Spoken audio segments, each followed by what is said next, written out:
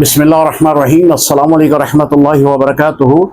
سوال ہے، اکرام اللہ نیازی پوچھ رہے ہیں میاں والی سے، ایک کاغذ پہ لکھا ہوا ہے تاریخ وفات، جس میں اسلامی مہینہ جو ہے وہ 13 شوال کی تاریخ لکھی ہے۔ پوچھا گیا ہے کہ اس میں عدت کب مکمل ہوگی؟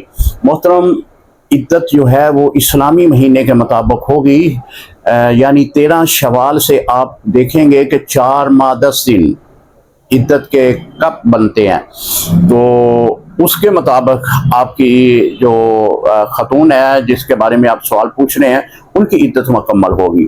یاد رکھیے گا کہ عدت جب بھی گزاریں گے، خواہ وہ طلاق کی عدت ہو یا کسی کی وفات کی عدت ہو، تو وہ اس کا جو حساب ہے، اس کے ایام جو ہیں وہ اسلامی مہینے کے مطابق گزریں گے۔ اگر کسی کا خاوند فوت ہو جائے تو اس کی عدت 4 ماہ 10 دن ہے، تو چاند کی تاریخ دیکھ لیں، اس دن کیا چاند کی تاریخ بنتی ہے، اس دن سے لے کر 4 ماہ 10 دن مکمل کریں تو اس کی عدت ہوگی۔ اسی طرح اگر کسی عورت کو طلاق ہوتی ہے تو اس کی عدت، اگر وہ حیض میں ہے یعنی حیض آ رہا ہے، تو 3 حیض اس کی عدت ہے۔ اگر 3 حیض عدت اس کی نہیں، یعنی حیض آنا بند ہو گئے ہیں یا کسی وجہ سے حیض نہیں آ رہے، تو پھر 3 ماہ اس کی عدت ہے۔